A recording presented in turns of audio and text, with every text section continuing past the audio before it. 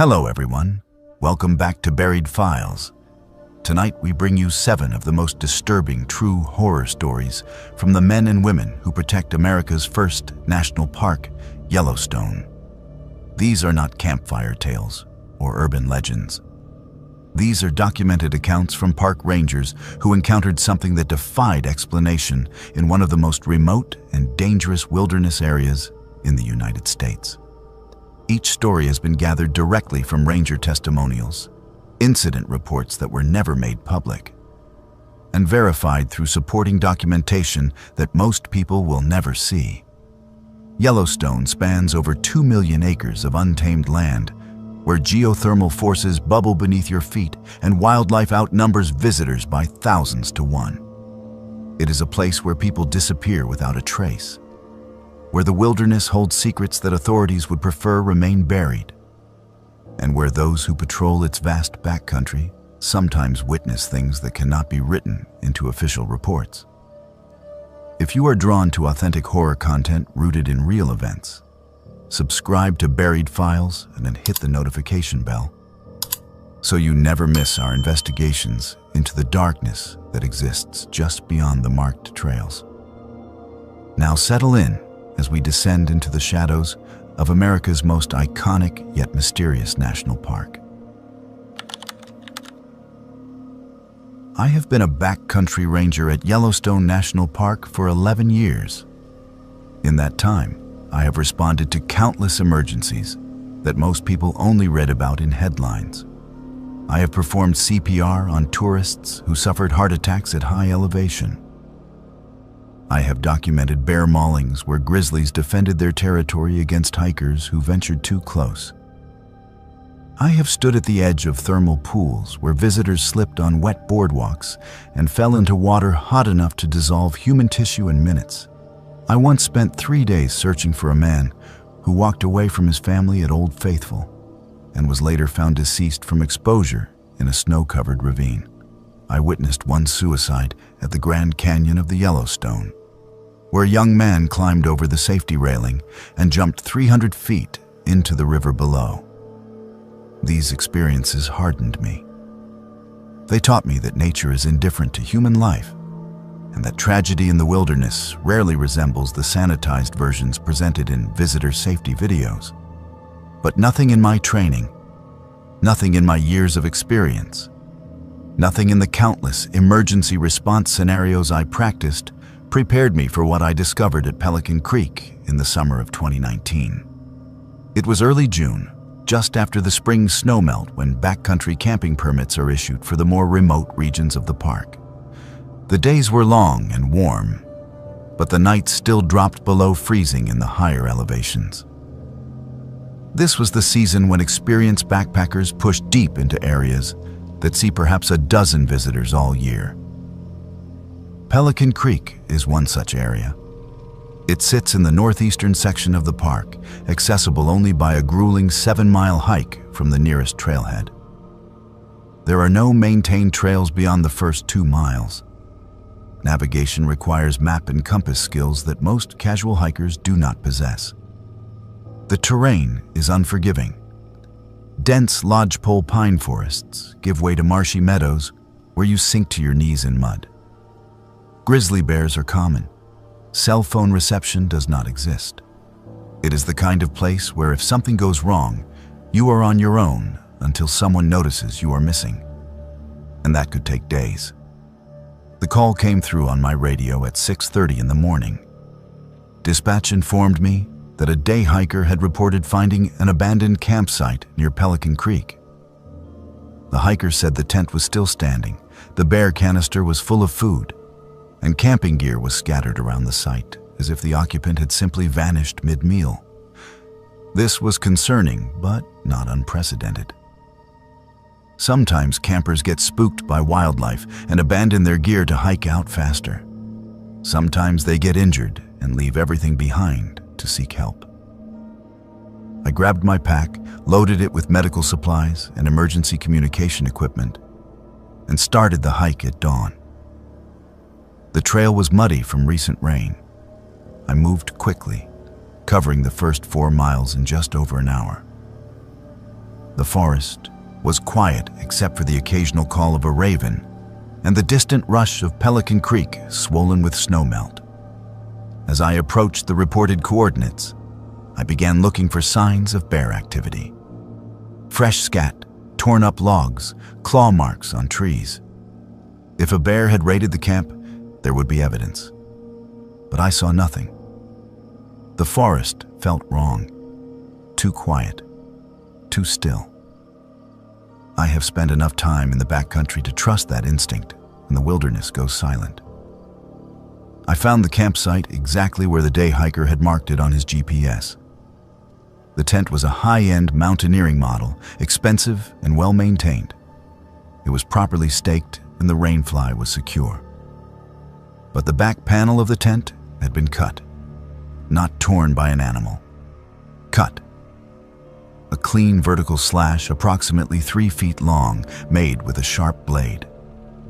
I knelt down and examined the edges of the cut fabric.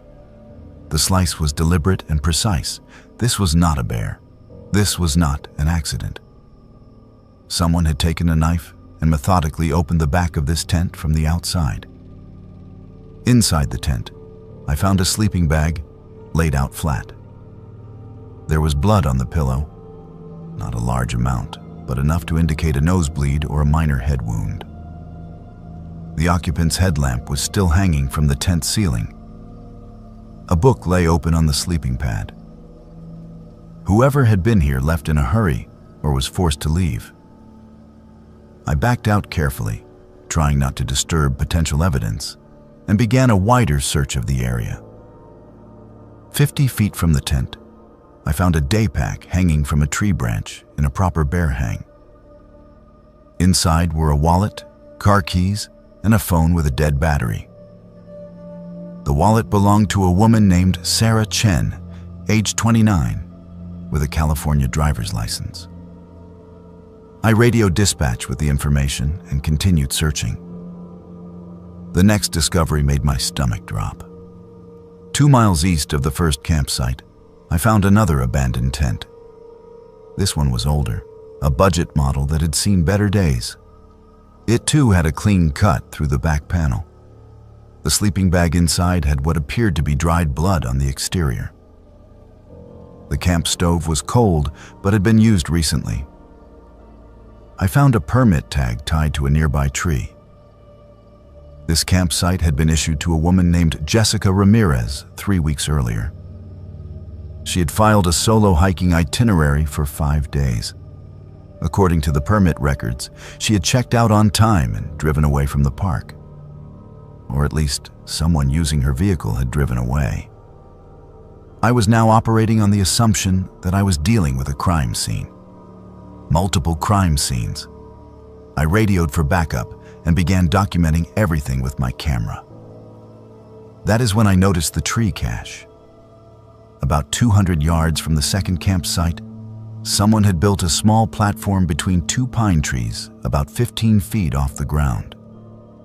It was well hidden and would have been invisible to anyone not actively searching the area. I climbed up carefully and found a waterproof ammunition box secured to the platform.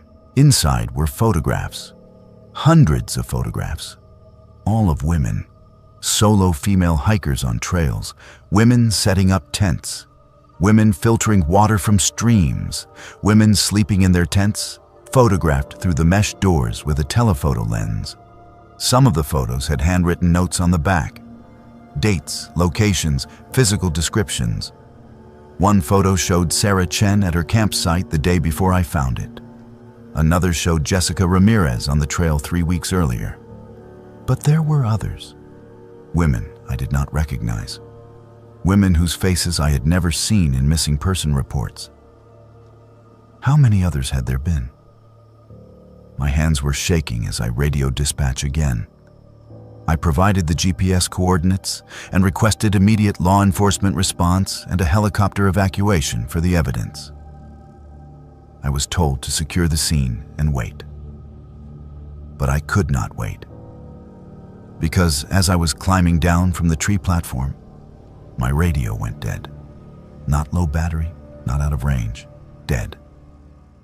The screen went black and it would not power back on. I checked my backup handheld radio. Same thing. Both devices, fully charged that morning, were completely non-functional. I was 7 miles from the trailhead with no communication and a growing certainty that I was not alone. The footsteps started about 5 minutes later, soft and deliberate. Someone walking slowly through the forest approximately 50 yards to my west, moving parallel to my position. I froze and listened. The footsteps stopped when I stopped. When I moved, they moved. I was being tracked. I have encountered countless wild animals in the backcountry, and I know how they move. This was not an animal. This was a person matching my pace and staying just out of sight. I pulled my bear spray from its holster and started moving toward the main trail as quickly as I could without running. Running would signal fear. Running would make me pray. The presence stayed with me for another 10 minutes. Then the footsteps grew closer. I turned and saw him. A man, maybe 40 years old, wearing hiking clothes that were too clean for someone who had been in the backcountry. He was carrying a coil of climbing rope over one shoulder and a large fixed-blade hunting knife on his belt. His face was calm. Too calm. I recognized him immediately. I had seen him at the ranger station permit office multiple times over the past 2 years. He was a frequent visitor who always requested permits for remote areas. He always hiked alone. He always smiled and made small talk about the weather and the trail conditions. I had never thought twice about him. He stopped about 20 feet away from me and smiled that same friendly smile. He said, "Ashton, I know your name from your uniform. You have been looking at my work." His voice was casual, as if we had run into each other at a coffee shop. I kept my hand on the bear spray and told him I needed him to stay where he was. He laughed. Not a threatening laugh, just amused. He said, "You cannot stop this with bear spray, Ashton. And your radios do not work out here. I made sure of that." He held up a small electronic device that I did not recognize. Some kind of signal jammer. I asked him what he wanted. He tilted his head and considered the question. Then he said, "I have been collecting from women who camp alone. They come out here thinking they are safe, thinking the only danger is bears and bad weather. But they are wrong.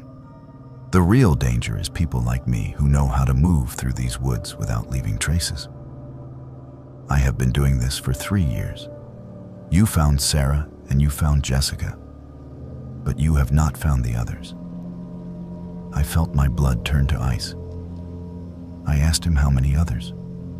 He smiled wider and said, 3 confirmed. 4 if you count the one from last season who fell into a thermal pool after I chased her there. That one was ruled an accident." He began walking toward me slowly. I raised the bear spray and told him to stop or I would deploy it. He stopped but kept talking. "I will tell you where they are buried, Ashton. I will tell you everything. Because I am done. This is the end game. You found my cache. You found my photos. Law enforcement will be here soon, even if your radios are jammed. I knew this day would come eventually." He reached into his jacket pocket and I tensed, ready to spray. But he pulled out a folded piece of paper. He dropped it on the ground between us and took 3 steps back. 3 locations. GPS coordinates. You will find remains at all 3. Near Heart Lake, near Shoshone Lake, near the thoroughfare. All solo female hikers. All reported as accidental deaths or voluntary disappearances. No one suspected murder because nobody expects a predator in a place like this. I did not move to pick up the paper. I asked him why he was telling me this. He said, "Because I want you to know I won. 3 years I hunted in America's most famous wilderness and nobody noticed. And when they finally do notice, I will be famous. People will make documentaries about me. The Yellowstone Predator. That has a nice ring to it. He was insane, completely detached from reality. I needed to keep him talking until help arrived. I asked him why he chose this park. He said, "Because it is easy. Millions of visitors every year, thousands of miles of backcountry. Solo hikers are common. When someone goes missing, everyone assumes it was nature. A bear attack, a fall, hypothermia. Nobody looks for a man with a knife." Then I heard it. The distant sound of helicopter rotors. My emergency beacon. I had activated it before my radios died, and I had forgotten about it in the chaos of the confrontation. The sound grew louder. The man heard it too. His expression changed from calm to angry. He looked at me and said, "You activated a beacon." It was not a question. I nodded. He glanced up at the sky where the helicopter was approaching, and then back at me. For a moment, I thought he would charge. But instead, he turned and ran into the forest, crashing through the undergrowth like a panicked animal. The helicopter landed in a nearby meadow 10 minutes later.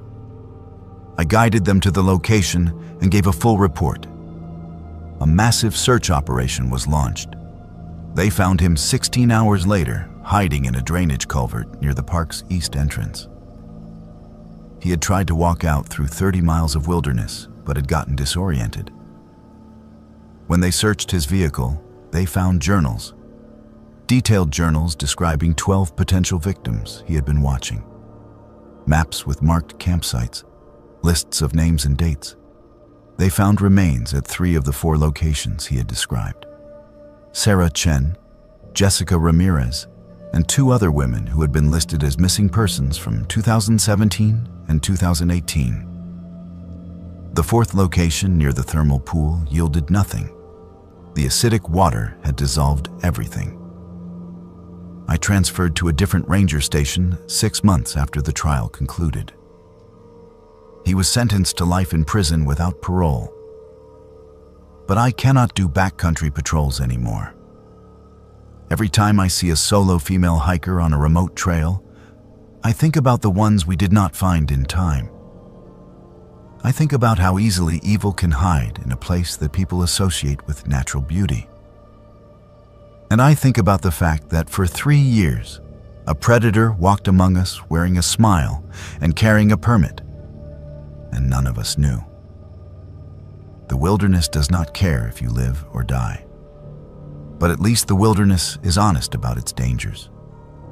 The real horror is that sometimes the most dangerous thing in the woods is not the wildlife. It is the other people.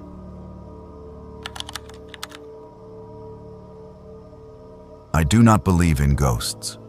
Or rather, I did not believe in ghosts until my 3rd season patrolling the thoroughfare region of Yellowstone National Park. The thoroughfare is not a place that casual visitors ever see. It exists in the southeastern corner of the park, where Wyoming borders the Teton Wilderness. If you stand at certain points along the Yellowstone River in this area, you are farther from a road than anywhere else in the lower 48 states. It is 32 miles from the nearest trailhead. There are no cell towers, no ranger stations, no emergency services within a day's hike. When you patrol the thoroughfare, you accept that you are truly alone. Or at least, that is what I believed before the summer of 2017. My name is Quinn. I have worked for the National Park Service for 8 years, and I specifically requested assignment to remote backcountry patrols because I prefer solitude to the chaos of tourist-heavy areas. I am comfortable with isolation. I grew up in rural Alaska, where the nearest neighbor was 15 miles away, and winter darkness lasted 19 hours a day. Silence does not bother me. Empty wilderness does not frighten me. I have spent weeks alone in grizzly country without experiencing anything resembling fear. But what happened during those August nights in the thoroughfare changed something fundamental in how I understand the world. It forced me to accept that there are phenomena which cannot be explained by training manuals or rational thinking. The first incident occurred on August 9th. I was on a standard 5-day patrol loop that would take me through the southern portion of the thoroughfare backcountry. My route included checking several designated campsites to ensure compliance with park regulations and to monitor wildlife activity. The weather had been clear for 3 days, and I was making good time. I reached the upper Yellowstone River Valley around 4:00 p.m. and decided to check a campsite that sits on a small bluff overlooking the river.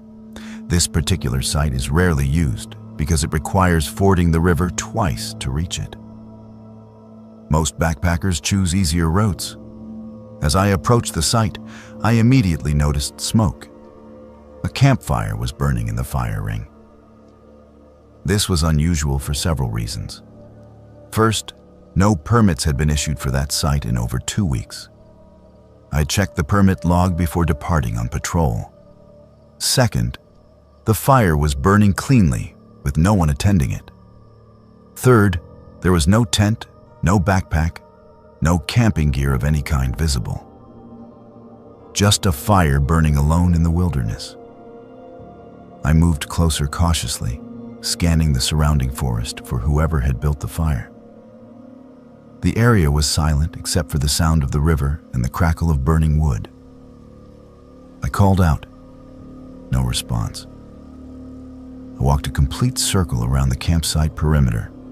No tent, no food cache, no sign of human presence except the fire itself. Then I noticed the boot prints, fresh tracks in the soft earth around the fire ring. They were large, probably a size 11 or 12 men's hiking boot.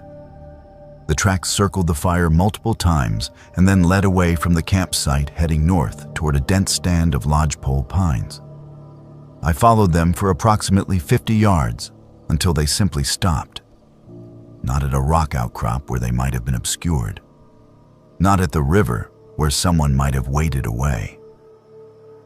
They just ended in the middle of a game trail, as if the person had evaporated mid-step. I returned to the campsite and extinguished the fire. It had been burning hot and recent. The coals were still glowing red beneath the ash. I estimated it had been lit within the past 2 hours. I left a citation notice at the site for illegal camping without a permit and continued my patrol. I assumed I would find the mystery campers somewhere along the trail ahead. Perhaps they had wandered off to explore or to use the bathroom and would return to find their fire extinguished and the citation waiting. It was a violation, but not particularly concerning. People sometimes bend the rules in remote areas, thinking no one will notice. The next morning, I broke camp at sunrise and continued north along the river. Around noon, I reached another designated campsite approximately 8 miles from the first location. As I crested the small rise that led to the site, I stopped. Smoke. Another campfire burning alone with no visible camp setup. This was no longer a coincidence. This was deliberate. Someone was either following me or moving ahead of me, building fires at every campsite along my route. I approached cautiously with my hand on my bear spray. Again, I called out. Again, no response. The fire was fresh and burning hot. The same boot prints circled the fire ring. The same tracks led away into the forest and stopped abruptly 40 yards from the campsite. I radioed dispatch. I reported the situation and requested information about any other rangers or park personnel in the area. Dispatch confirmed I was the only authorized person in that section of the park. They checked for research permits or wildlife monitoring teams. Nothing. I was told to continue documenting the incidents and to report any contact with the individual responsible. I extinguished the second fire, photographed the boot prints, and moved on. But I was no longer comfortable.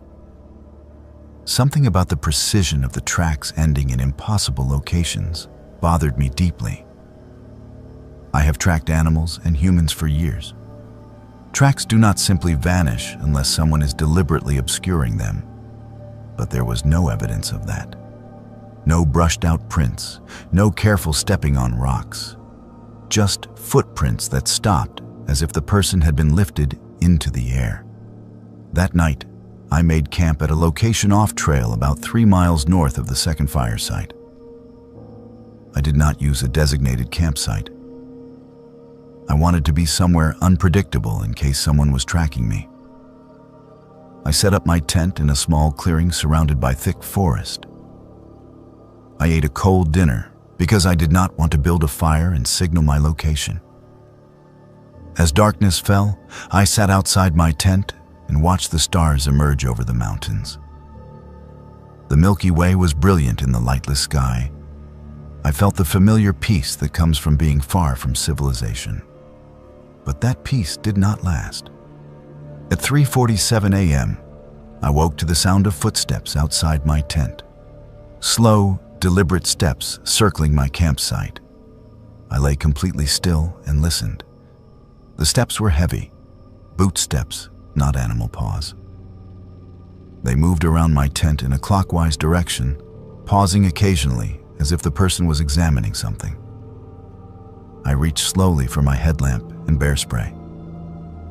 My heart was pounding so hard, I thought whoever was outside would hear it. The footsteps completed one full circle and then stopped directly in front of my tent door.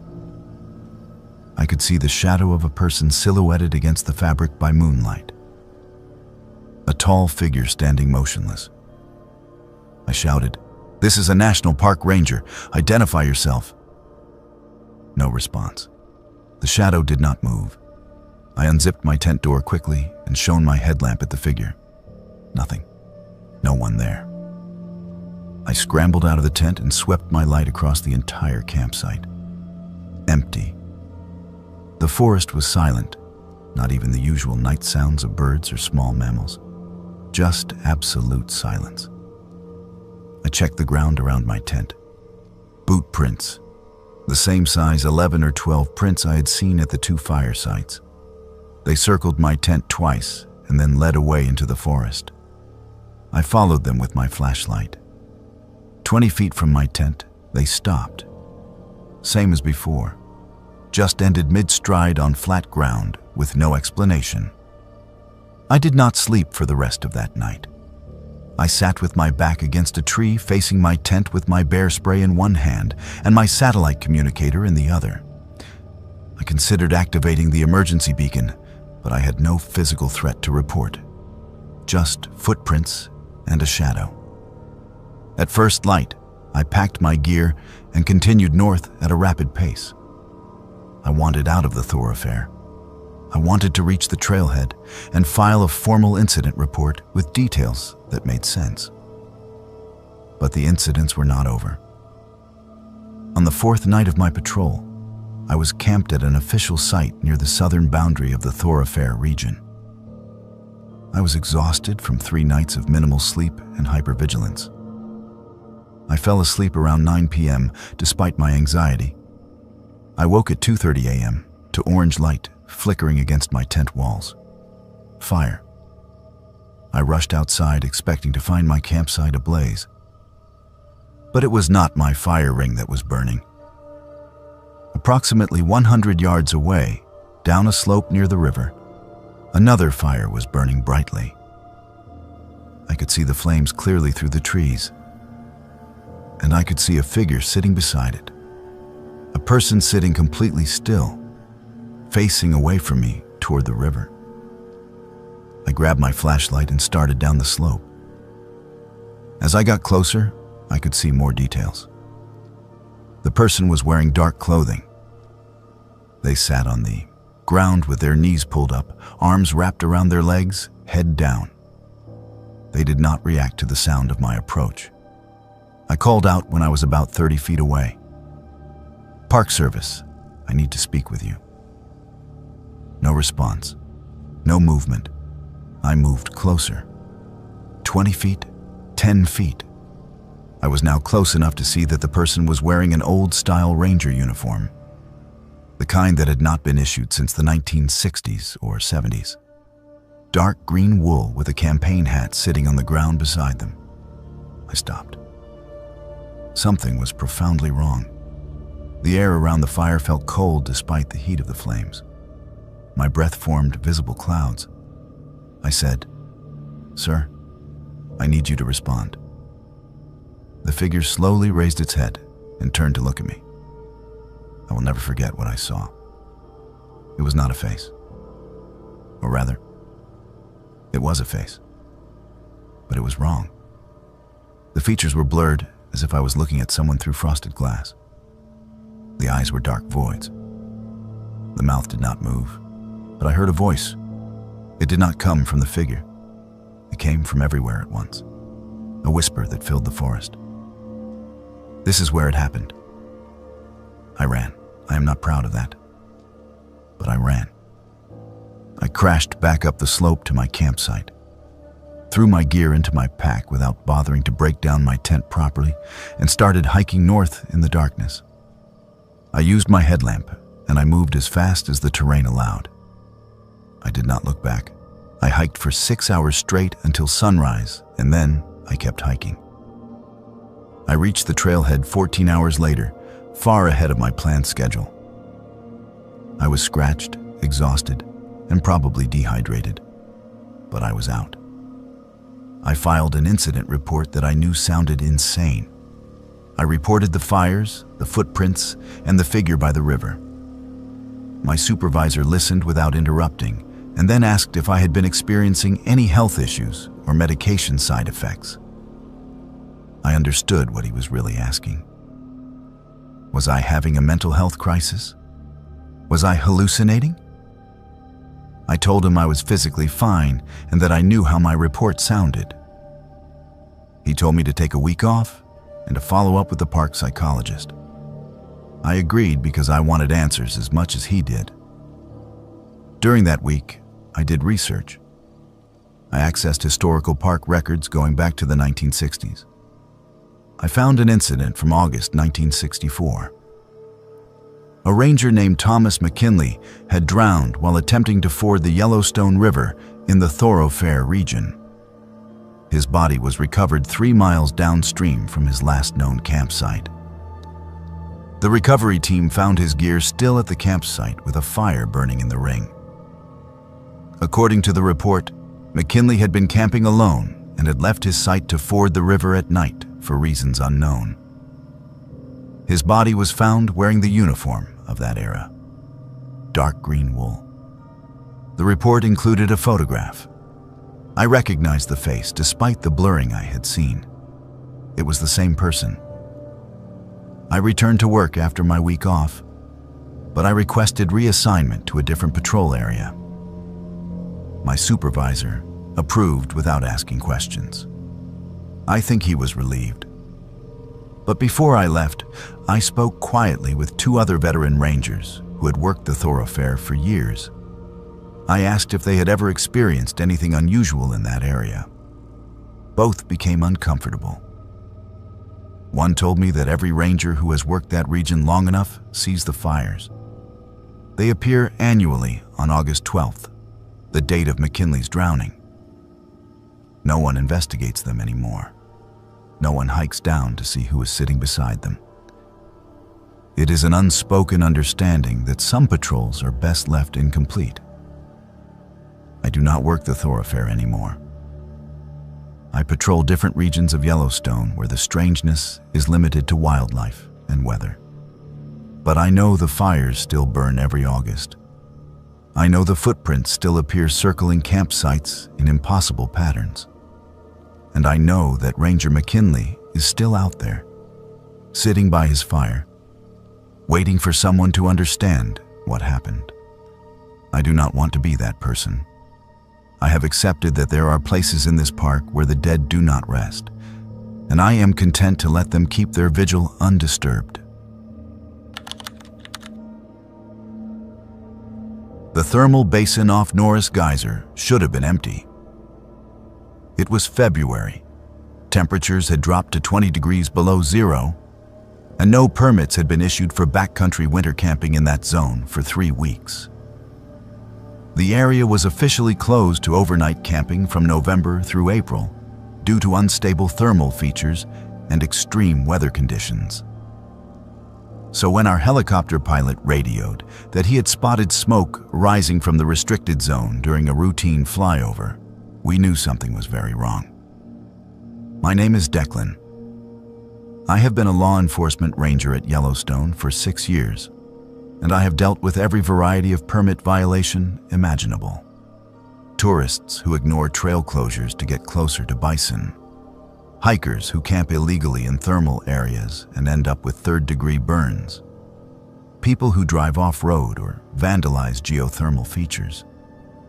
Most violations are born from ignorance or arrogance. But what we found at Norris Basin that February was neither. It was something far stranger and far more disturbing than anything in my training had prepared me for. I was paired with another ranger named Foster for the investigation.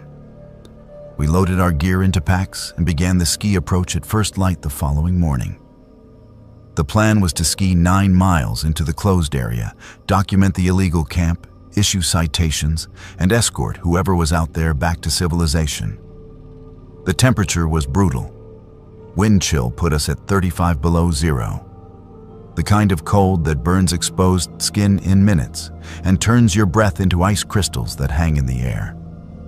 No rational person would choose to camp in these conditions. That should have been our first warning that we were not dealing with rational people. The ski took us 4 hours through deep powder and across frozen streams. The landscape was otherworldly. Steam from thermal vents rose into the frigid air, creating pillars of mist that glowed orange in the low winter sun. The ground beneath us was a patchwork of snow and bare earth, where heat from underground kept the surface above freezing. We could hear the distant rumble and hiss of geysers, and smell the sulfur that permeated everything in this part of the park. As we got closer to the coordinates the pilot had marked, we began to see tracks, ski tracks, multiple sets leading in from different directions, all converging on the same location. We crested a small ridge and looked down into a shallow basin dominated by a large boiling mud pot. What we saw made us both stop. 7 tents were arranged in a perfect circle around the mud pot, each tent positioned exactly the same distance from the center. The precision was unsettling. This was not a casual campsite. This was deliberate, intentional. The tents were high-quality expedition models, the kind used for winter mountaineering in extreme conditions. But there were no ski tracks leading away. No one was visible. Just 7 tents surrounding the thermal feature like some kind of ritual arrangement. Foster and I exchanged glances. He keyed his radio and reported our position and what we were seeing. Dispatch acknowledged and told us to proceed with caution. We skied down into the basin and approached the first tent. I called out, identifying ourselves as park rangers and requesting that whoever was inside come out and speak with us. No response. I unzipped the tent door and looked inside. Empty. No sleeping bag, no gear, just elk bones. Hundreds of elk bones arranged in geometric patterns across the floor of the tent. Skulls positioned at cardinal points. Ribs laid out in spiraling formations. Vertebrae stacked in precise towers. We checked the second tent. More bones. These were deer bones mixed with what looked like coyote skulls. The third tent contained only bird bones, thousands of them, sorted by size and type. Each tent was a bone repository, meticulously organized. But it was the center of the circle that made my blood run cold. A deer skull had been mounted on a wooden pole and planted directly above the boiling mud pot. The skull was decorated with painted symbols I did not recognize. The mud below churned and spat, occasionally throwing scalding droplets onto the snow around the perimeter. Foster discovered the journal in the fourth tent. It was a leather-bound book filled with handwritten entries in English, mixed with symbols and words, in a language neither of us could identify. The entries described something called feeding the old breath, and references to opening the steam door. There were diagrams showing the tent arrangement and detailed notes about lunar cycles and thermal activity patterns. One passage read, "The pact must be maintained every 40 years when the earth shivers. 7 shepherds return to the sacred steam. 7 offerings of bone to calm the fire below. If the ritual fails, the mountain will wake angry." We were photographing the journal when we heard it. Chanting, low and rhythmic, echoing from somewhere in the thermal features. The sound seemed to come from the steam vents themselves, rising with the sulfur-laden vapor. Foster and I moved toward the sound, following a narrow path between pools of boiling water. The chanting grew louder. Then we saw them. 7 figures emerged from the steam like apparitions materializing from fog. They wore elk hides draped over their shoulders, the heads still attached, creating grotesque hoods. Their faces were painted with white ash in patterns that mimicked the thermal features around us. They moved in single file, each carrying a bundle of bones. The lead figure was a woman, tall and gaunt, with eyes that seemed too large for her face. She stopped when she saw us. The others stopped behind her in perfect synchronization. For a long moment, no one moved. The only sound was the hiss of steam and the bubbling of the mud pot. Then she spoke. Her voice was clear despite the wind. "You have entered the sacred circle. You have touched the offerings. You do not understand what you have done." I told her they were in a restricted area and that backcountry camping without permits was a federal violation. She smiled. It was not a warm smile. It was the smile of someone who found my words absurdly irrelevant. She said, "We are the shepherds. Our family has kept this pact since before your government claimed this land. We come every 40 years when the earth trembles. We feed the old breath with bones of the forest. We sing the calming words. If we do not, the mountain will erupt.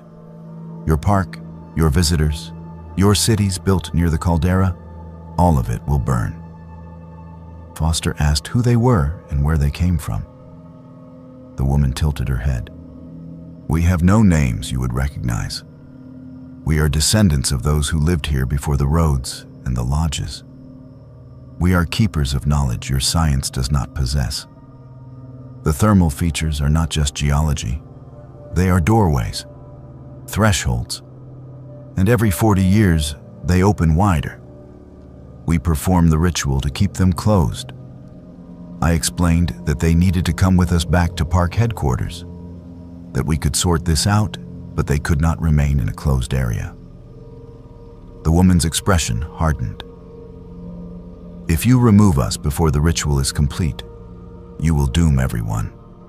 The seismic activity has already begun. Small tremors your instruments barely register, but we feel them. The mountain is restless. We have 2 more nights of offerings, 2 more cycles of chanting. Then the threshold will seal for another 40 years. Foster radioed for backup. Within an hour, 4 more rangers arrived on snowmobiles. The 7 figures did not resist when we told them they were being escorted out. They surrendered peacefully, gathering their belongings from the tents and dismantling the skull monument. But they said nothing more. They moved in silence as we led them back to the trailhead.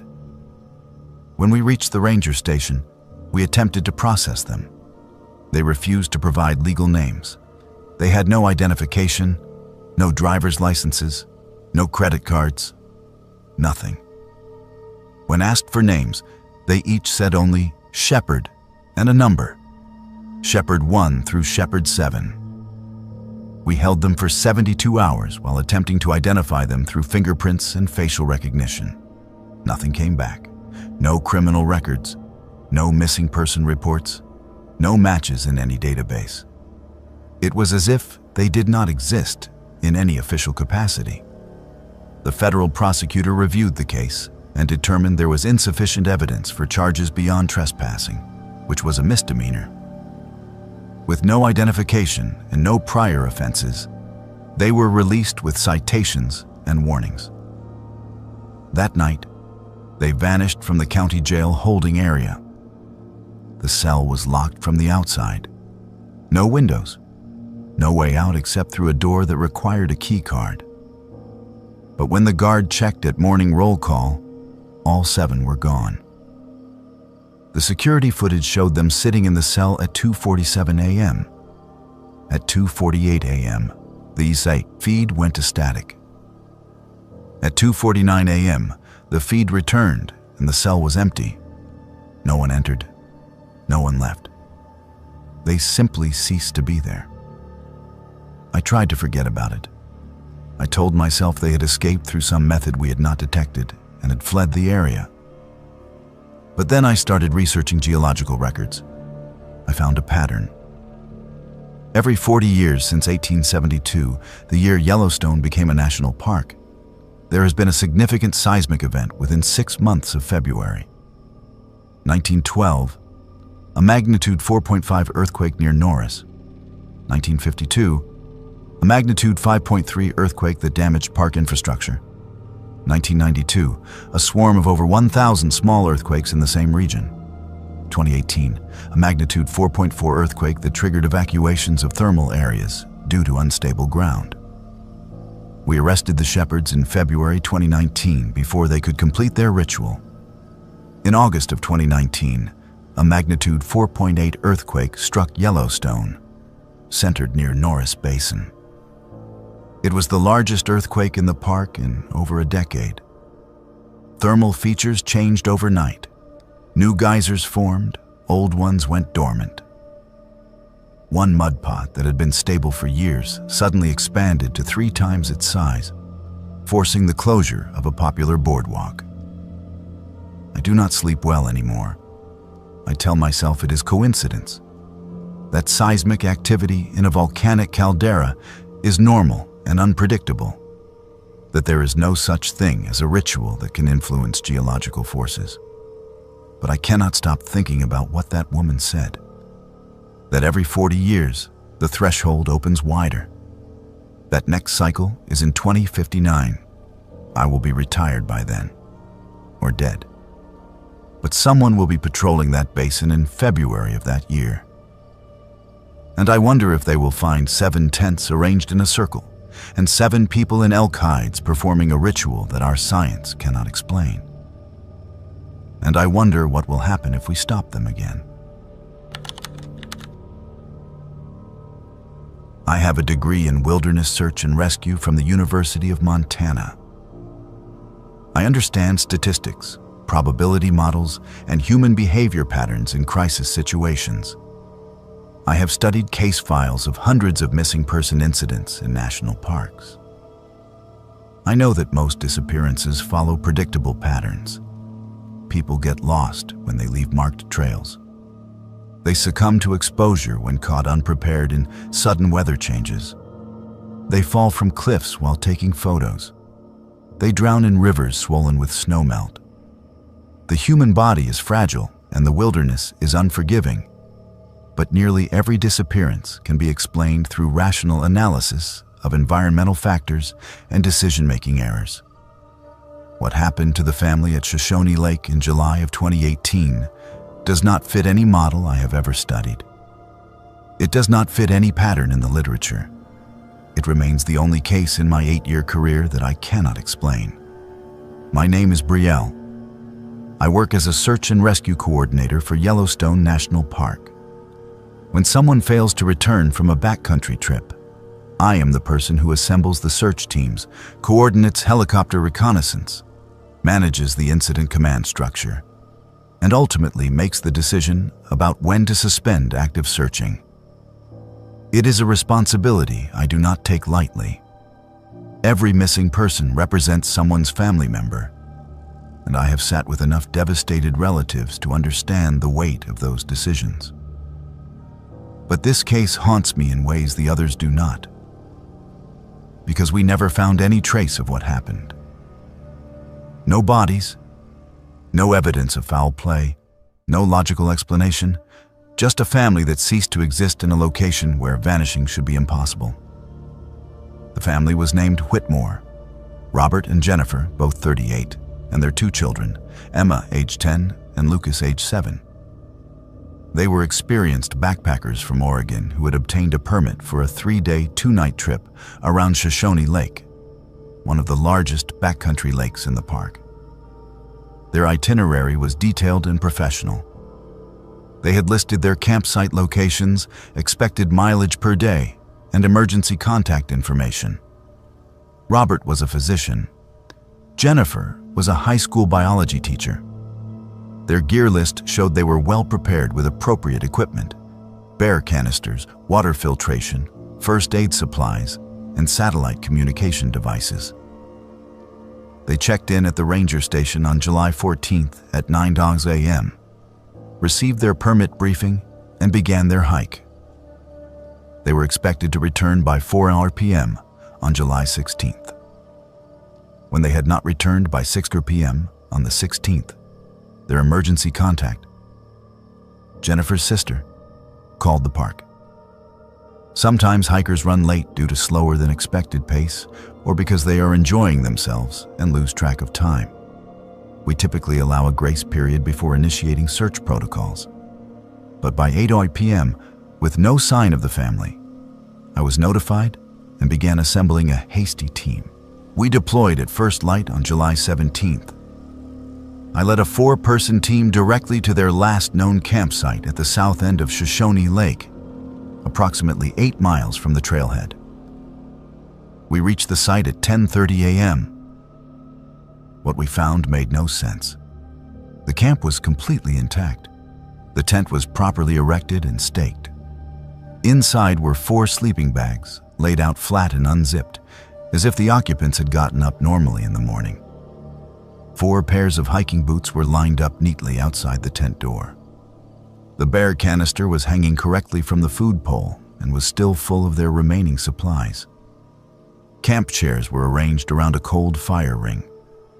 A water filter sat beside a cookpot near the lake shore. Everything suggested a family that had simply stepped away from camp for a short walk and planned to return. But there were disturbing details.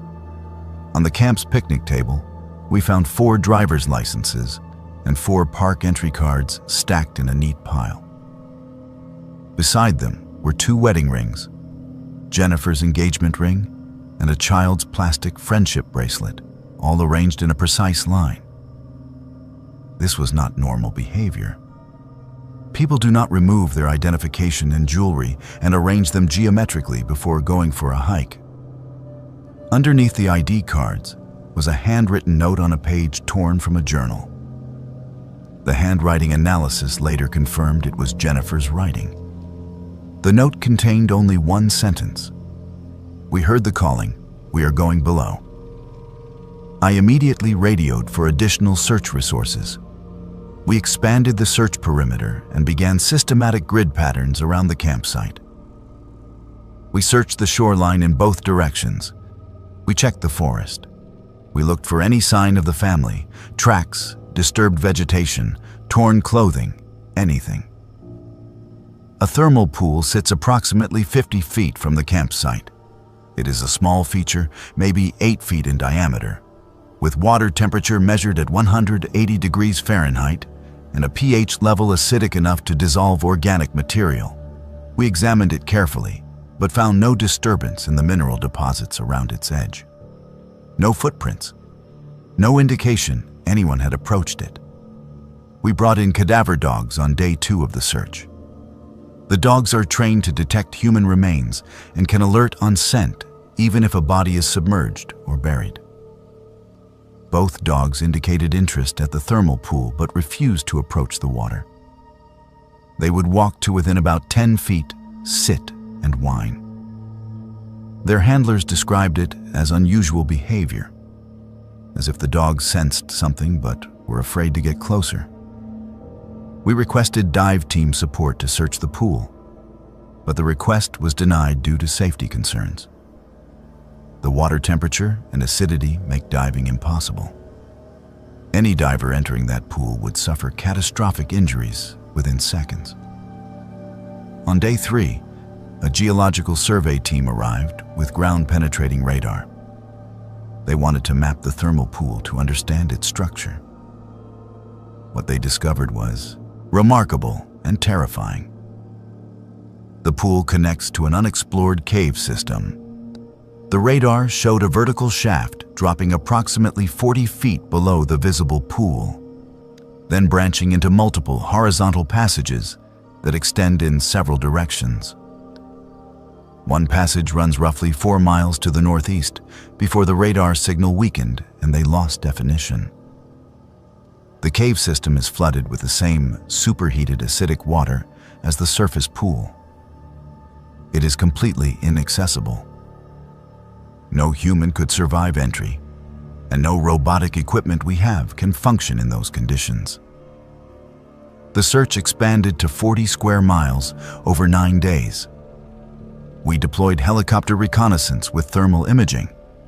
We had over 60 personnel combing the area. We checked every trail, every drainage, every meadow within a reasonable distance from the campsite. We found nothing. No clothing, no equipment they might have carried, no sign that 4 people had walked through the forest. It was as if they had vanished from the campsite itself without taking a single step. I interviewed other campers who had been in the area during that time period. A couple camping 2 miles north reported hearing unusual sounds on the night of July 15th. They described it as a low humming or vibration that seemed to come from underground. It lasted for several hours starting around midnight. They said it made them feel nauseous and disoriented. Another solo hiker reported seeing lights near Shoshone Lake that same night. Not flashlights or campfires, but a blue-green glow that appeared to emanate from the lake itself or from beneath it. He said he watched it for about 10 minutes before it faded. Both reports were logged, but neither seemed directly related to the Whitmore family disappearance.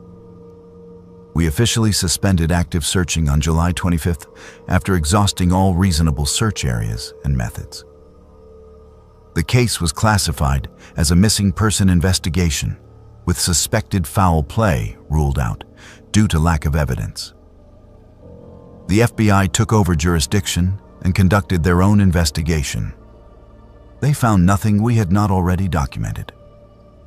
The case remains open but inactive. The Whitmore family is still listed as missing. Their vehicle was towed from the trailhead parking area and eventually returned to family members. Their home in Oregon remains as they left it, filled with vacation plans and summer schedules that will never be fulfilled. I have led 47 search and rescue operations in my 8 years with the Park Service. I have found lost hikers after days of searching. I have recovered remains from cliff falls and drownings.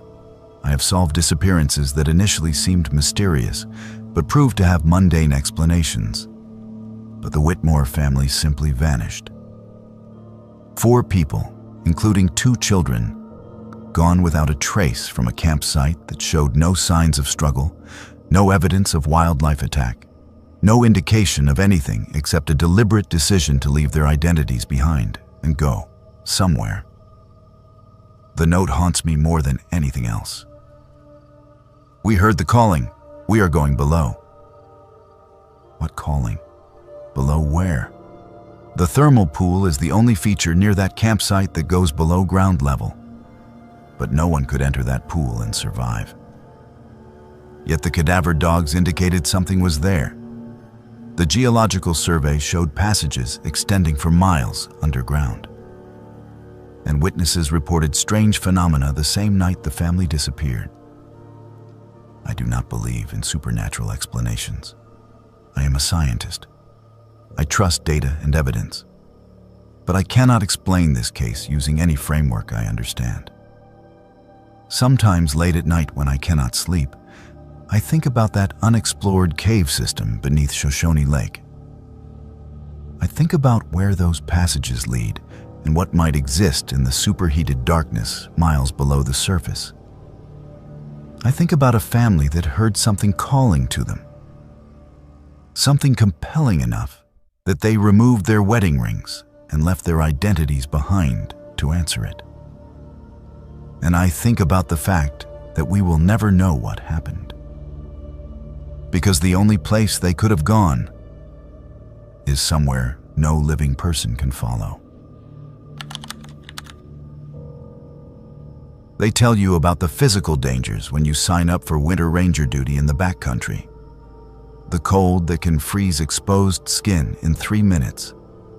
The avalanches that bury entire valleys under tons of snow. The grizzly bears that wake from hibernation, angry and starving. The distance from any medical facility, any backup, any help if something goes wrong. They brief you on hypothermia protocols and emergency extraction procedures. They check your gear 3 times and make you demonstrate proficiency with a satellite communicator. They warn you about the wildlife and the weather and the isolation. But they do not tell you what 87 days of total solitude does to your mind. They do not mention that the greatest threat you will face might not come from the wilderness outside, but from something that happens inside your own head when you are completely and utterly alone for 3 months straight. My name is Hayden. I have been a backcountry ranger for Yellowstone National Park for 9 years. I have done multiple winter assignments at remote stations where you spend weeks without seeing another human being. I thought I understood isolation. I thought I was prepared. In December of 2020, I volunteered for a winter posting at the Thoroughfare Patrol Cabin, which sits in the most remote section of the park. The cabin is 32 miles from the nearest road. It is accessible only by horse in summer or by ski in winter. No snowmobiles are permitted due to wilderness designation. No helicopters except for emergencies. Once you are stationed there, you are truly cut off from everything. The assignment runs from December 1st through mid-February. 87 days. You are resupplied once in early January when another ranger skis in with food and fuel. Otherwise, you are alone. The cabin itself is small. 1 room with a wood stove, a bunk, a table, and basic supplies. There are shelves with books left by previous rangers. A radio that connects you to park headquarters for scheduled check-ins twice weekly. Solar panels that charge a battery system for minimal electricity. Your duties are simple. Monitor wildlife, document weather conditions, watch for poaching activity, maintain the cabin, and survive. I arrived on December 3rd after a grueling 2-day ski trek with a pack weighing over 80 pounds. The ranger I was replacing looked exhausted. He helped me unload my gear, gave me a quick tour of the cabin systems, and then he left within an hour. He barely spoke. I asked him if he had any advice for the winter ahead. He looked at me with bloodshot eyes and said only this: "Do not go outside at night unless absolutely necessary, and do not trust what you hear." The first month was manageable. I fell into a routine: wake at dawn, stoke the fire, melt snow for water, eat breakfast, ski a patrol route, return to cabin, record observations, read, cook dinner, sleep. The days were short: sunrise around 8 a.m. and sunset by 4:30 p.m. That left over 15 hours of darkness each day. The silence was profound. No traffic sounds, no aircraft, no human voices. Just wind through the pines and the occasional howl of a wolf pack in the distance. I had brought books and a journal.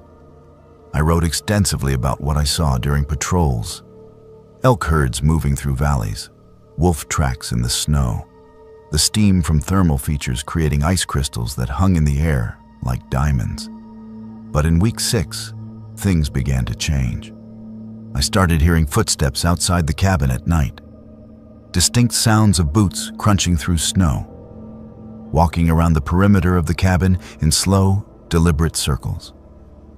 The first time it happened, I assumed it was an elk or a moose.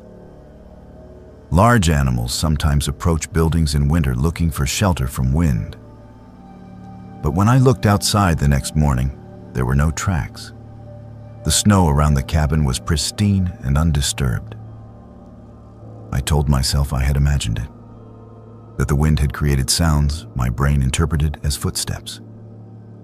The footsteps came again 3 nights later. This time, I was certain. Someone was walking around the cabin. I could hear each step clearly. The weight, the rhythm.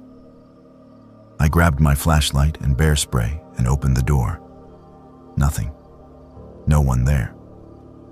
I shone the light in all directions. Empty forest. Fresh snow that had fallen that afternoon showed no tracks anywhere near the cabin except the path I had made earlier returning from patrol. I stood in the doorway for 10 minutes listening. Complete silence. I went back inside and locked the door, even though locks are meaningless in wilderness this remote. Who would I be locking out? By week 8, I began seeing something at the edge of the tree line. A figure standing motionless about 50 yards from the cabin. I would notice it at dusk just as the light was fading, a dark shape among the trees. Too tall to be a stump, too still to be an animal. I would watch it through the window. It never moved. After several minutes, I would look away to grab binoculars or to stoke the fire. When I looked back, the figure would be gone. Or sometimes it would be closer, still motionless, still watching. One evening, I convinced myself to go outside and investigate. I put on my coat and boots, grabbed a flashlight, and walked toward where the figure had been standing. There was nothing there. No tracks. No broken branches. Nothing to indicate anyone or anything had been present. The knocking started in week 9. 3 deliberate knocks on the cabin wall. Always at 2:47 a.m. I know the exact time because I would wake instantly and check my watch. The knocks were loud enough to wake me, but not aggressive. Just 3 measured impacts against the exterior wall on the east side of the cabin. Knock, knock, knock. Then silence. I would lie in my bunk listening, but the knocks never repeated. In the morning, I would go outside and examine the wall. No marks, no indication anything had struck the wood. I tried to rationalize it. Thermal expansion of the logs as temperatures fluctuated. Ice falling from the roof. Branches blown by wind. But none of those explanations fit the consistency and precision of what I was hearing. And the timing was always exactly 2:47 a.m. to the minute, every time. In week 10, I found my ranger uniform hanging from a tree branch 100 yards from the cabin. I discovered it during morning patrol. My official uniform shirt and pants neatly hung as if on a closet hanger, swaying gently in the breeze. This was impossible. I was wearing my only uniform. I checked when I returned to the cabin. My uniform was in my pack where I always kept it. I had not taken it outside. I had not hung anything on trees. Yet there it was.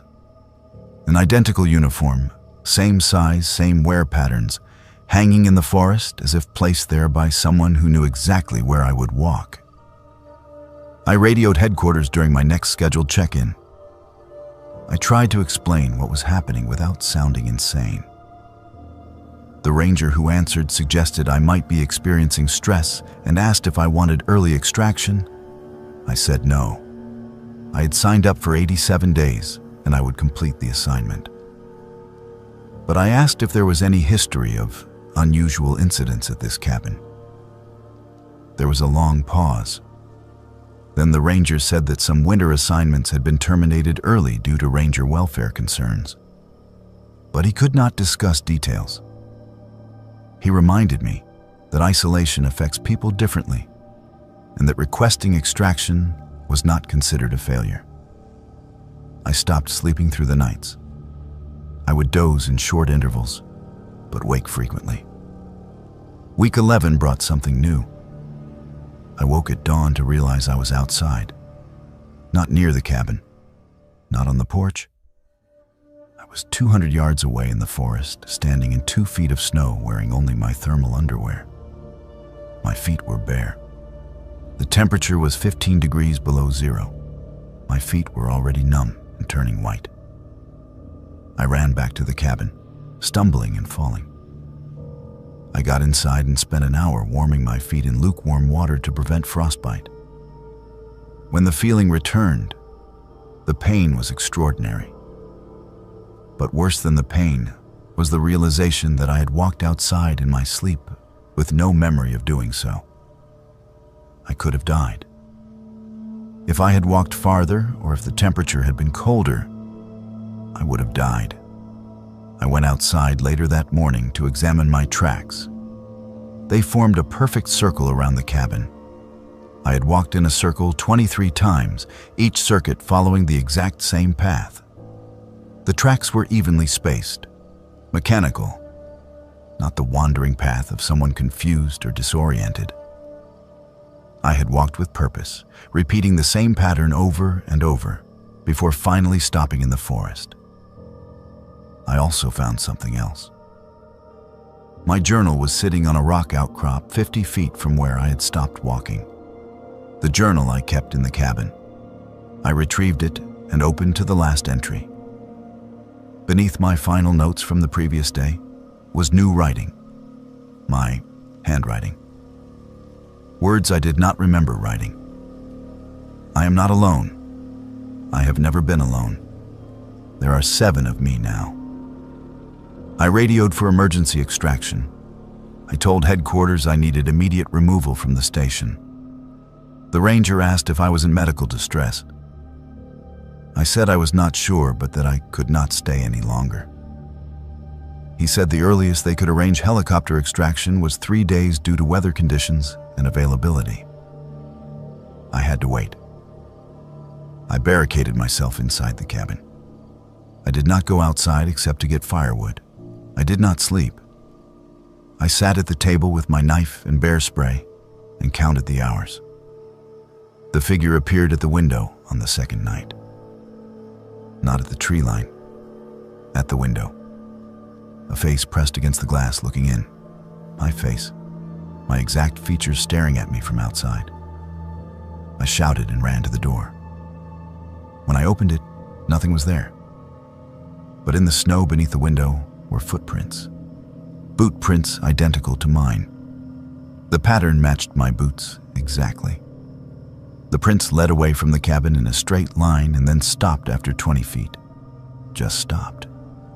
The way Quinn's mysterious tracks had stopped in the thoroughfare. The way everything unexplainable in this place seemed to end without resolution. The helicopter arrived on the morning of the 3rd day. The pilot said I looked wrong, that I appeared to have aged 10 years. I was 34 years old, but he said I looked 44. I saw my reflection in the helicopter window. He was right. My hair had gone gray at the temples, deep lines around my eyes that had not been there 11 weeks earlier. The park psychologist conducted an evaluation. Standard protocol for early extraction. She found no evidence of mental illness, no psychotic symptoms, no hallucinations that fit diagnostic criteria. Just extreme stress response consistent with prolonged isolation in a hostile environment. She asked if I would return to winter backcountry assignments. I said no. She noted that in my file and cleared me for return to regular duties. They wanted to send another ranger to the thoroughfare cabin to complete the winter season. I told my supervisor he should burn the cabin down, that it was not safe, that something about that location was wrong in ways I could not articulate. He looked at me with sympathy but did not take my recommendation seriously. 2 weeks later, a ranger named Marcus was sent to finish the winter assignment. He lasted 12 days before requesting extraction. He would not explain why. He filed a report that remains classified. I ran into him 6 months later at a training session. He would not make eye contact with me.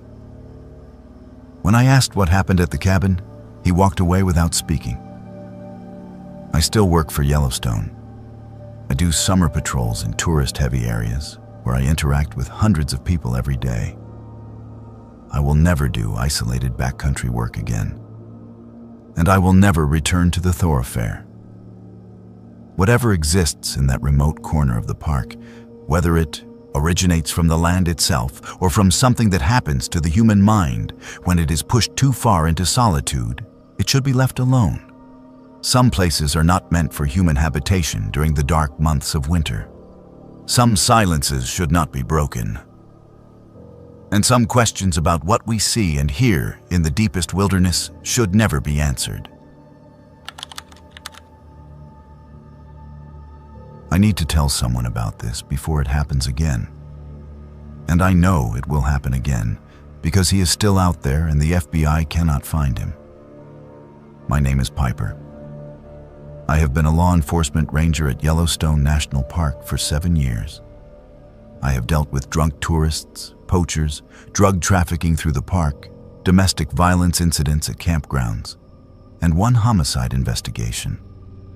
I thought I had seen the worst of human behavior in a wilderness setting. But nothing prepared me for the case that started in August of 2022 and remains unsolved to this day. Nothing prepared me for the realization that someone had been watching women sleep in their tents for years, photographing them, visiting them, and we had no idea until it was almost too late. The first report came through on August 7th. A woman named Sarah Martinez had been backpacking alone on the Cascade Lake Trail. She was 31 years old, an experienced hiker from Colorado who had obtained a backcountry permit for 3 nights. She completed her trip without incident, returned to her vehicle at the trailhead, and was preparing to drive out of the park when she noticed something tucked under her windshield wiper. Not a parking citation or an advertisement. A photograph. A photograph of herself sleeping in her tent, taken from inside the tent, looking down at her face on the pillow. She brought it to the ranger station immediately. I was the one who took her report. She was visibly shaken. The photo was a standard 4x6 print on glossy paper, the kind you get from any photo processing service. It showed Sarah in her sleeping bag, eyes closed, completely unaware someone was standing over her with a camera. The angle suggested the photographer had been crouched or kneeling beside her.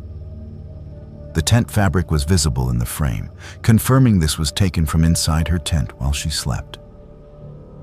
On the back of the photo, written in neat block letters with a black marker, was a single word: visited. I asked Sarah if she had heard anything unusual during the nights she camped. She said no. She was a light sleeper and always woke when animals approached the campsite. But she had not heard anyone enter her tent. I asked if she had noticed anyone following her on the trail or camped nearby. Again, no. She had seen other hikers during the day, but no one suspicious. Her campsite had been at a designated location along the east shore of Cascade Lake. It was a popular area during peak season. I filed an incident report and opened an investigation. But I told Sarah honestly that without more evidence or information about the suspect, there was little we could do beyond increasing patrol presence on that trail. 3 days later, another woman filed a similar report. Then another. Over the next 2 weeks, 5 women came forward with identical stories. All solo female hikers. All had completed multi-day backcountry trips on different trails throughout the park. All had found photos of themselves sleeping in their tents, left on their vehicles when they returned. Every photo was taken from inside the tent. Every photo showed the woman asleep and vulnerable. And every photo had the same word written on the back: visited. This was no longer a single incident. This was a pattern. Someone was systematically targeting solo female backpackers, accessing their tents while they slept, photographing them at close range, and then tracking their vehicles to leave the photos where they would be found. The level of skill required was disturbing. To enter a tent without waking the occupant requires extreme care. To do it repeatedly without being detected suggested someone who moved through the wilderness with professional competence. To track the vehicles suggested he was watching the trailheads, documenting license plates and parking locations. I coordinated with FBI agents who have jurisdiction over major crimes in national parks. They reviewed all 5 cases and determined we were dealing with a serial stalker who posed an escalating threat. The current behavior was non-contact surveillance, but the psychological profile suggested someone who might eventually progress to physical assault. They approved a sting operation. I volunteered to be the bait.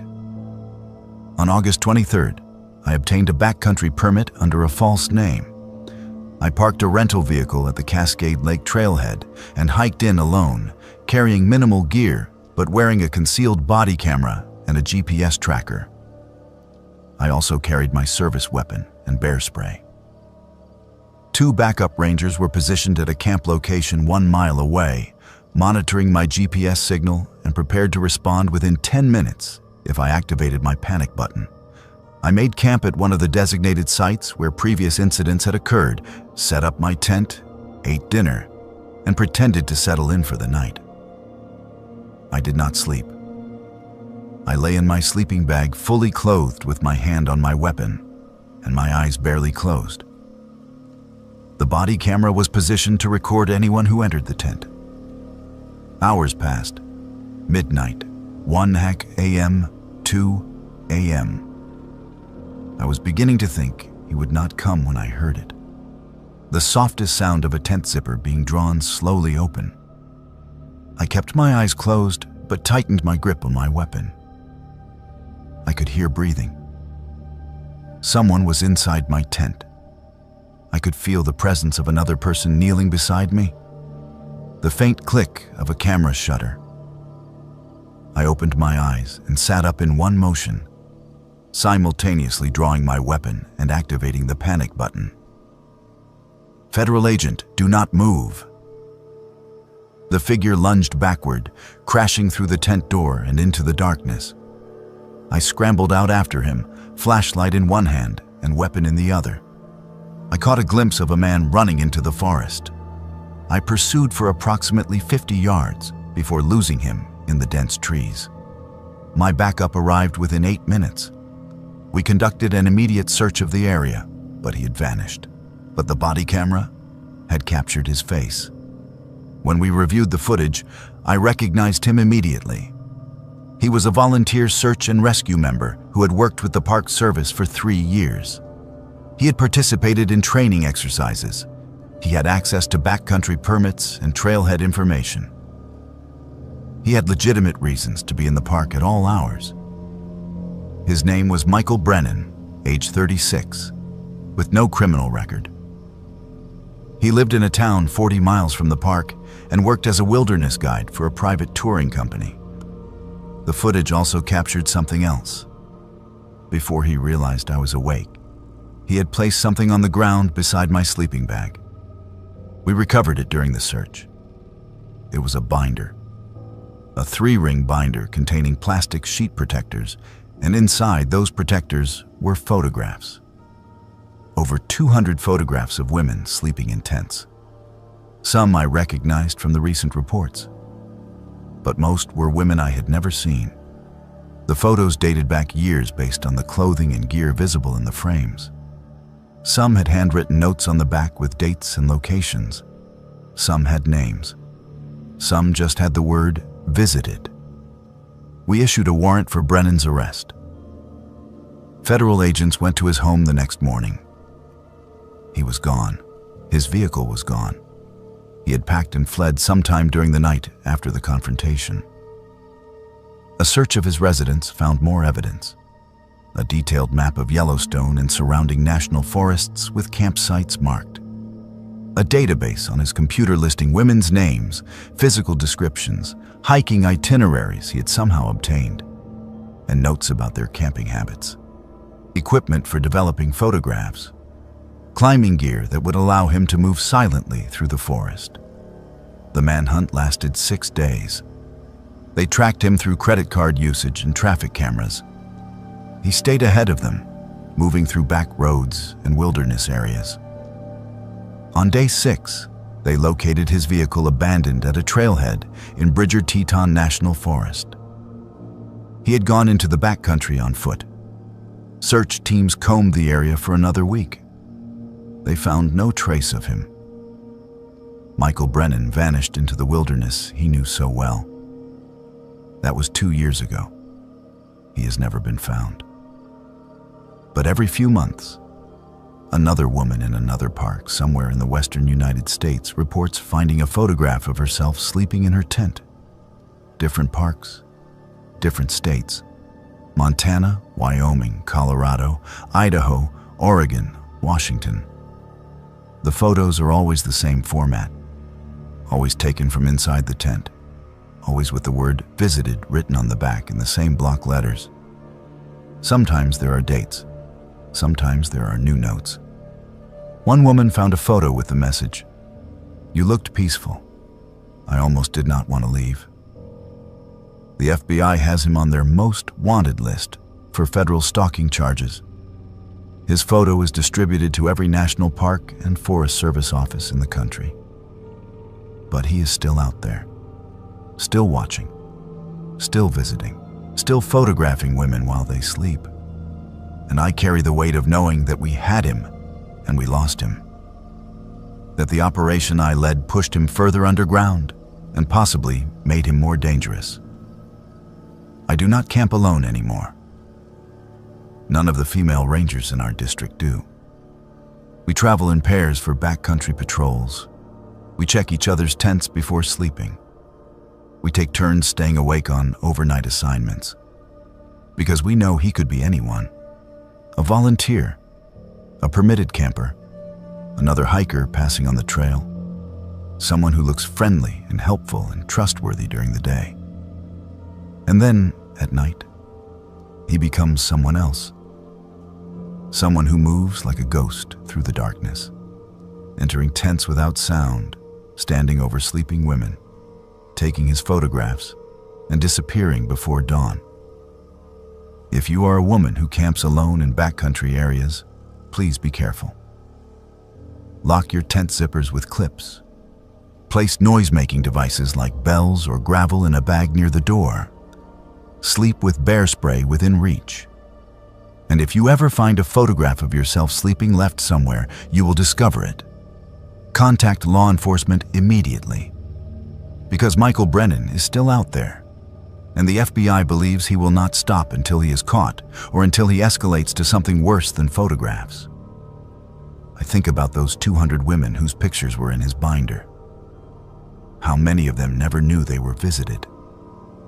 How many of them hiked out of the wilderness, having no idea someone had been inside their tent, watching them breathe? And I think about the women he has visited since then, who will find their photographs days or weeks later, and realize that while they slept, completely vulnerable and alone, a stranger was standing over them in the darkness. My grandfather was one of the first rangers at Yellowstone National Park in 1946, hired as part of the post-war expansion when veterans returned home, and the Park Service was rebuilding its workforce after years of wartime staffing shortages. His name was Robert Spencer Holt. He worked at Yellowstone for 37 years before retiring in 1983, 3 years before I was born. I never met him in life. He died when my father was still young, and all I knew of him came from old photographs and the stories my father told. Stories about a man who loved the wilderness more than anything, who spent his entire adult life protecting a landscape he considered sacred.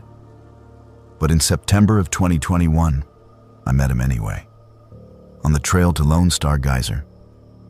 And what he showed me changed everything I thought I understood about death and about the land we are sworn to protect. My name is Spencer. I was named after my grandfather, carrying his middle name as my first, a family tradition meant to honor the man who had set the path that I would eventually follow. I joined the National Park Service when I was 24, and I specifically requested assignment to Yellowstone because I wanted to walk the same trails he had walked, to see the same geysers he had monitored, to understand what had called to him so powerfully that he devoted his entire life to this place. I have been a ranger here for 6 years. I know the park well. I know its trails, its wildlife patterns, its thermal features, and its dangers. I thought I knew everything about Yellowstone that mattered. I was wrong. The incident occurred on September 17th, 2021. I was conducting a routine patrol on the trail to Lone Star Geyser, a popular but moderately challenging hike that follows the Firehole River for about 2.5 miles into the backcountry. It was a clear afternoon with temperatures in the low 60s. Perfect hiking weather. The trail was busy with day hikers, and I had stopped several times to answer questions about wildlife and thermal features. Around 3 p.m., as I was approaching the geyser itself, I noticed a man ahead of me on the trail. He was wearing a ranger uniform, but not the current style. The uniform was the old design from the 1940s and 50s. Dark green wool with a wide-brimmed campaign hat. The kind you see in historical photographs, but never in actual use anymore. I assumed it was someone dressed for a historical reenactment or educational program. The park occasionally hosts living history events where volunteers dress in period clothing. I picked up my pace to catch up with him, intending to ask which program he was participating in. He turned as I approached and waved at me. A friendly, casual gesture. Then he continued walking. I called out, "Excuse me, sir." He did not respond. He simply maintained his pace, following the trail deeper into the forest. I followed, curious now. The trail to Lone Star Geyser is well defined and straightforward, but he veered off onto a side path I had never noticed before. A faint game trail leading through dense lodgepole pines toward what appeared to be a small meadow. I hesitated. Rangers do not leave marked trails during patrols unless there is a specific reason, an emergency or a report of illegal activity. But something compelled me to follow. I cannot explain it rationally. It felt necessary. I turned off the main trail and followed the man in the vintage uniform into the forest. The game trail was narrow and overgrown. Branches scraped against my pack. The ground was soft with pine needles and moss. After about 200 yards, the trees opened into a small meadow I had never seen before despite patrolling this area dozens of times. The man was standing in the center of the meadow, facing away from me. He pointed down at the ground at his feet and spoke for the first time. His voice was clear, but somehow distant, as if coming from farther away than his physical position suggested. He said, "This is where it happened." I moved closer and asked, "Where what happened?" He turned to look at me. I saw his face clearly for the first time, and I recognized him. I recognized him from the photographs I had seen throughout my childhood. The same strong jawline, the same deep-set eyes, the same expression of calm authority. It was my grandfather, Robert Spencer Holt, who had been dead for 38 years. I should have run. I should have been terrified. But I was not. I felt only a profound sense of peace and curiosity. He looked at me for a long moment and then said, "You will understand when you dig." I asked what I should dig for. He simply smiled, a sad, gentle smile, and said, "You will know." Then he turned and walked toward the tree line. I watched him go. He walked with the same deliberate, measured pace. And then he simply vanished. Not faded, not disappeared gradually. He walked into the shadows beneath the pines and ceased to exist between one step and the next.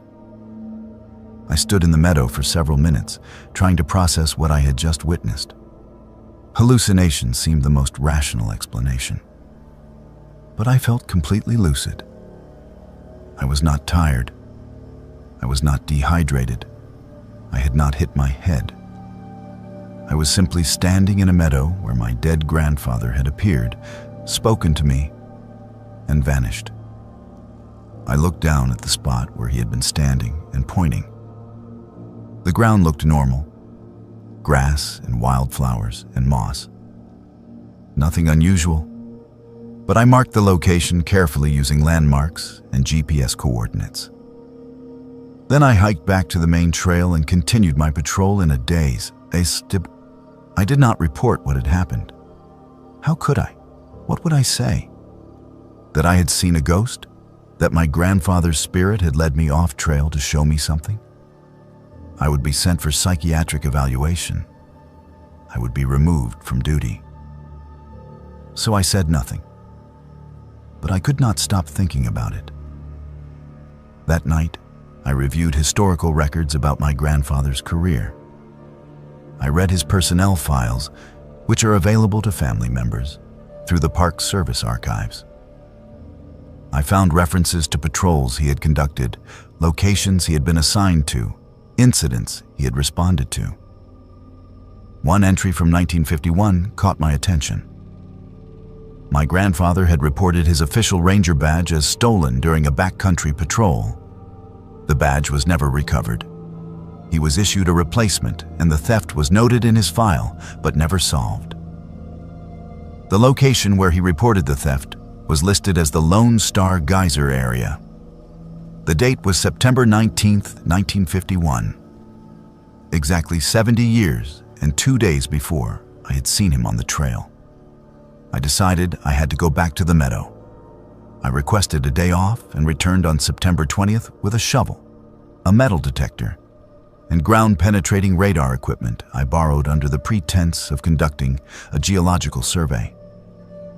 I found the meadow again without difficulty. The GPS coordinates I had marked led me directly to it. I began scanning the area with the metal detector. Within minutes, I got a strong signal at the exact spot where my grandfather had been standing. I began to dig. The soil was soft and came away easily. At approximately 3 feet depth, I hit something solid. I cleared the dirt carefully and found a metal object wrapped in oilcloth. I pulled it up and unwrapped it. Inside was a ranger badge, an original 1940s-era National Park Service badge, the kind my grandfather would have worn. I turned it over. Engraved on the back was his full name, Robert Spencer Holt. Beneath the badge was a piece of paper, also wrapped in oilcloth to protect it from moisture. The paper was yellowed and fragile, but the handwriting was clear. The note read, "For my grandson, when he follows the same path. You will find this when I need you to know I'm still watching the park. Some rangers never leave. We just change how we serve. Keep this with you. It will remind you that this land is more than geology and biology. It is memory, it is continuity, it is sacred. Protect it as I did." Signed, Robert Spencer Holt, September 19th, 1982. The date made my breath catch. September 19th, 1982. 1 year before my grandfather died. 31 years before I was hired as a ranger. He had buried this badge and this note in a meadow off the Lone Star Geyser Trail with the knowledge that someday, somehow, I would find it. He could not have known I would become a ranger. I was not even born yet.